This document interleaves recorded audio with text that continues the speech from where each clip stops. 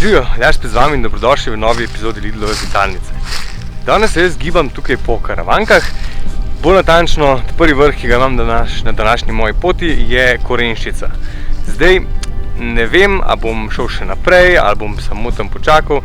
Danes imam dan za hribe in grem samo uživati brez nekega trdnega plana. Vsekakor sem se pa prej pozanimal in poznam pot, da se ne spravljam nekam na sončni zahod, na neko pot, ki je ne bi poznal. Tako, zdaj prihaja ta zimski čas, ko se ful težko spravimo ven iz hiše, ker je zunaj mrzlo, hitro je tema. Dostikrat, ko pridemo iz službe, pridemo že v temi nazaj domov in je toliko težje se spraviti v nek šport in ostati aktiven. Zdaj, meni najbolj pomaga to, da pač enostavno grem, ko imam dan, ko mi tako ni za iti. Si rečem, ok, lej, če boš šel danes, boš jutri se boš počutil, boš imel več energije, ker pač naše telo deluje tako. Body in rest wants to stay in rest, to je znan pregovor. In če se mi ne gibamo, bomo skozi zmatrani in se v telesu ne bo dal gibati. Ko pa mi enkrat se začnemo redno ukvarjati športom, ko mi to kolo notranje obrnemo in smo aktivni, dobimo pa kar naenkrat ogromne dodatne energije in ja, ta jesenska utrujenost gre tako po hitrem postopku.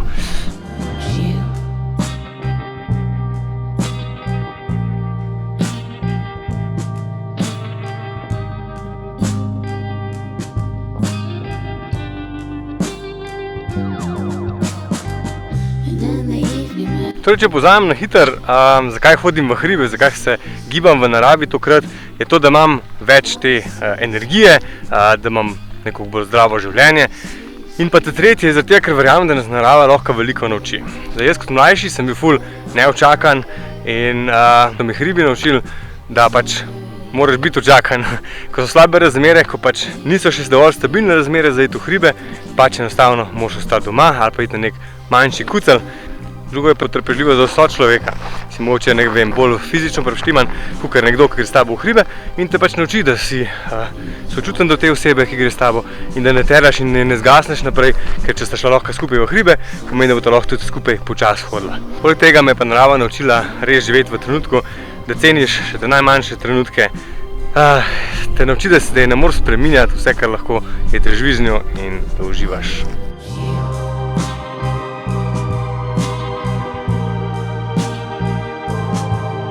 Ker so dnevi že toliko krajši, moramo to mi predvideti in moramo imeti s sabo dovolj za obleči. In za preobleči, da se prevlečemo v suha oblačila. Zdaj pa naštevam par takih najpogostejših napak, kot sploh začetni pohodniki delamo. In prva je, da nimamo s sabo čelne svetilke. A gremo zjutraj, popoldne, zvečer, kadar gremo v hribe, čelna svetilka mora biti vedno zraven v nahrbtniku. Potem naslednja je, da ne preverimo vremena. Poleti se lahko ujame nevihta, pozimi pa snežni metež ali pa megla. Tako da dobro preveriti vreme, krajevno napoved za destinacijo, kamor se odpravljamo. Hitro nas lahko preseneti nižja temperatura, kot smo pričakovali, tako da dovolj toplih oblačil, po možnosti kakšen čaj je res dobro, da imamo s sabo v nahrbtniku. Če pa se odpravljamo v snežnih razmerah, pa moramo seveda tukaj imeti potem tudi cepin, dereze in pa čelado. Če pa imamo samo to, pa nimamo znanja, kako to uporabljati in pa to nič ne rabi, je pa še vsem priporočljivo oziroma skoraj nujno, da se udeležimo kakšnega tečaja varnega gibanja v hribih po zimi ali pa še boljše alpinistične šole. Za neke dobro uhojene poti, ki so samo malo pomrznjene, so pa tudi te derezice, ki se nataknejo gor, tudi čisto reda. Zavedati se moramo pa tudi svojih psihofizičnih sposobnosti, kaj je za nas dosegljivo in kaj ne. Tako, kot sem že prej povedal, pomembno je, da smo potrpežljivi. Počas, hribolazenje, gorništvo, alpinizem, to ne pride čez noč.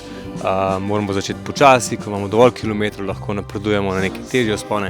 Tako da počas, narava bo še kar tukaj tudi čez 10 let.